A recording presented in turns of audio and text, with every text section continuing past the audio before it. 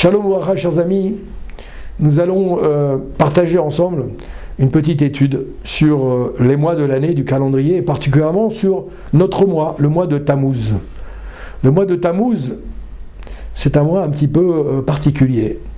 C'est le 4e mois du calendrier hébraïque, il faut le savoir, dans l'ordre du calendrier hébraïque, quand on commence à compter, par contre, à partir de Nissan, c'est-à-dire le mois où il y a Pessah. C'est le 10e dans le calendrier grégorien. Il est profondément marqué, ce mois de Tammuz, par des événements plutôt tragiques, si on le regarde de près. Mais il est aussi porteur de sens spirituel et d'espoir très très fort. On va essayer de partager ça ensemble. Vous avez remarqué que le mois de Tammuz, dans lequel nous sommes, il correspond en général au mois de juin, au mois de juillet, dans le calendrier grégorien. D'accord ? Calendrier laïque. C'est un mois d'été qui est associé à quoi ? C'est un mois d'été qui est associé à la chaleur. C'est un mois qui est associé à la chaleur, au feu, il y a une période de jugement et de tension spirituelle. On va voir pourquoi. Son nom, Tammuz, c'est pas un nom hébraïque. C'est pas un nom hébraïque. C'est un nom qui vient de l'ancien babylonien. Vous savez que le Béné Israël, nous avons été, exilés pendant de très nombreuses décennies en Babylonie. Et forcément, en étant là-bas, dans ce pays-là, on a adopté un certain nombre de dialectes, comme l'araméen par exemple, etc., qui sont issus du babylonien. Et le mois de Tammuz, qui a été fixé dans le calendrier hébraïque, c'est un mois qui vient du babylonien, ancien babylonien, qu'on appelle l'akkadien. L'akkadien, c'est la langue ancien babylonien.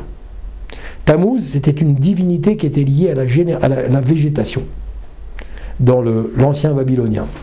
Vous allez me dire que c'est curieux, pourquoi avoir choisi un nom babylonien, qui plus est d'ancienne, qui pouvait être associé à une divinité liée à la végétation en ancien babylonien, pour donner un nom d'une paracha. C'est pas notre sujet, je laisse la question ouverte, on pourra y revenir. Le mois de Tammuz, il y a des événements nombreux qui se sont passés pendant ce mois-là, en commençant par des événements marquants. Le 17 Tammuz, c'est le début des 3 semaines. C'est 17 Tammuz, 3 semaines qu'on va appeler Ben Hametzarim. On va commencer le 17 Tammuz et ça va nous amener jusqu'après le 9 Av, Tisha B'Av. Et donc, ce mois de Tammuz, en vérité, on voit ici qu'il est associé à des catastrophes nationales qui vont se passer tout au long de ce mois pour le peuple d'Israël.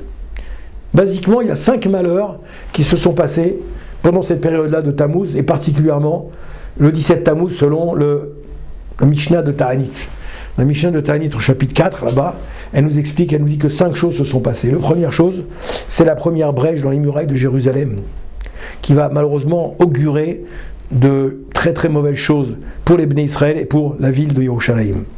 Donc là, c'est le début, brèche dans les murailles de Jérusalem, avant la construction du second temple. C'est la destruction des tables de la loi, c'est en Tammuz aussi. Dieu avait reçu les tables de la loi, les 10 commandements, et malheureusement, il va les briser pendant le mois de Tammuz. C'est également l'arrêt du korban permanent. Il y avait un korban, un sacrifice permanent qui se faisait au Beth Amikdash. Pendant toute la durée, le fonctionnement du temple était en fonctionnement. Il y avait un korban qui brûlait de manière permanente. Vous voyez ? Korban Tamid, on l'appelle celui-là. Eh bien, ça a été arrêté à partir du 17 Tammuz. 17 Tammuz, on a arrêté ce korban. Enfin, une idole a été installée dans le temple. Là-bas, c'est le roi Ménaché, on nous dit, qui a fait installer cette idole dans le temple. Donc, c'était bien sûr un acte hautement blasphématoire. Et un Sefer Torah qui va être brûlé. Sefer Torah qui va être brûlé par un ennemi d'Israël. Certains l'attribuent à Apostomos, qui était un des empereurs grecs. Ouais. En tout cas, la Torah a été brûlée. Le 17 Tammuz, c'est un jour de jeûne rabbinique qui marque le début de la période de deuil qu'on appelle Ben Hametzarim. En général, à partir du 17 Tammuz, on commence à déjà réduire la joie. Ensuite, il y a jusque Shabbat avant Rosh Chodesh, avant Tisha B'Av, excusez-moi. Ensuite, il y a Tisha B'Av. On a plusieurs périodes comme ça. Bien, cette période-là, on nous dit ici que le mois de 17, dont on parle le mois de Tammuz, d'accord ? On nous dit ici que c'est le début de la période de deuil qui s'appelle Ben Hametzarim.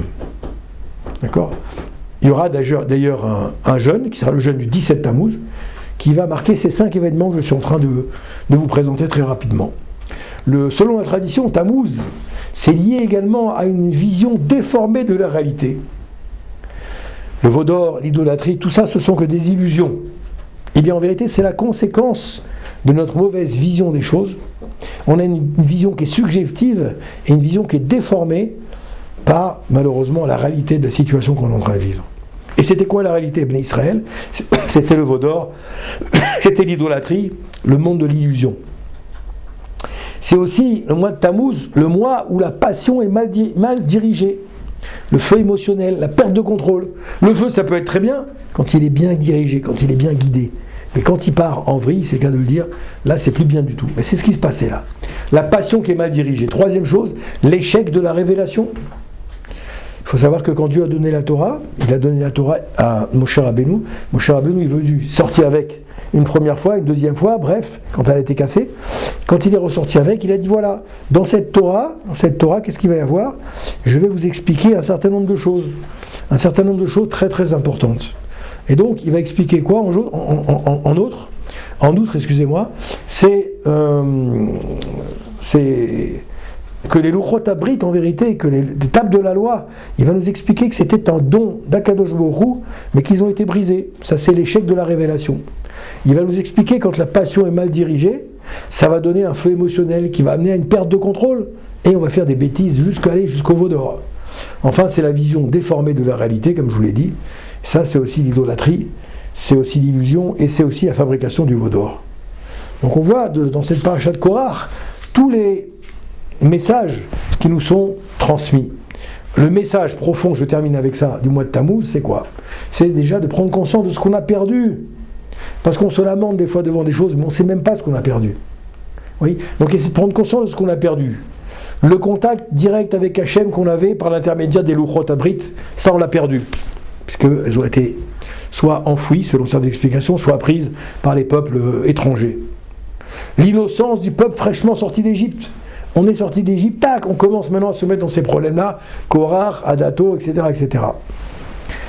Et également, malheureusement, on va avoir perdu également le fonctionnement du Beth Amikdash, puisque ce fonctionnement du Beth Amikdash, il est en train de se perdre, puisqu'il y avait déjà plusieurs générations où, malheureusement, on était dans les souffrances de la destruction du Beth Amikdash. Par contre, ce que Tammuz nous enseigne une chose très puissante, que même lorsque la présence divine semble se retirer, même lorsqu'on n'a pas le moral, que tout va mal, on doit se renforcer dans notre Emouna. Retenez bien ça, ce que je viens de dire. D'accord? Il faut se renforcer dans la Emouna, justement, Dafka, c'est quand la présence divine semble se retirer. C'est là que je dois me rapprocher d'Hachem. La brèche dans les murailles physiques, elle est souvent le symptôme d'une faille dans les murailles morales. Je répète, une brèche dans les murailles physiques, elle est souvent le symptôme d'une faille spirituelle qui est en cours. Vous voyez ? Et pour finir, on nous dit que le feu destructeur de Tammuz, il peut être recanalisé en passion sacrée. Il peut être recanalisé pour faire des belles choses avec. Oui. Alors qu'est-ce que je voudrais dire en conclusion? Le Talmud, dans Parashat Rosh Hashanah, il nous enseigne que les jeûnes, ils vont devenir des jours de joie. Les jeûnes les plus douloureux, les plus difficiles, ceux qui nous ont donné beaucoup de tristesse, beaucoup de personnes qui nous ont quittés dans Israël à ces périodes-là, eh bien, nos sages nous disent que ne t'inquiète pas, à un moment donné ou à un autre, j'ai pas ici le pasouk, à un moment donné ou à un autre, ces jeunes vont se transformer en joie. Ces jours de tristesse, ces jours de deuil finalement, c'est comme ça que ça se passe. Eh bien, ils seront transformés en joie. Le Talmud ici, dans Rosh Hashanah, justement quand on parle de la fête de Rosh Hashanah, il nous dit ici que les jeunes deviendront des jours de joie à la fin des temps. C'est pour ça que le mois de Tammuz, aujourd'hui, il est marqué par la douleur. Pourquoi il est marqué par la douleur? Parce qu'il va devenir un mois de consolation et un mois de lumière. Bracha ve'atzlacha.